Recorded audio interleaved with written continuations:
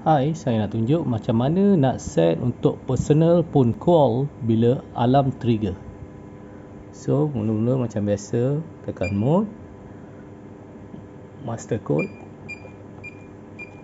enter, and then kita masuk dekat telefon number, and then enter, user telefon number, number yang untuk alarm system call bila dia trigger.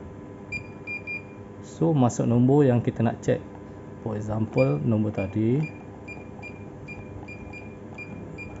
and then enter. So nombor dah save, confirm. So tekan mode and then enter, so dia akan exit kepada main page. Terima kasih.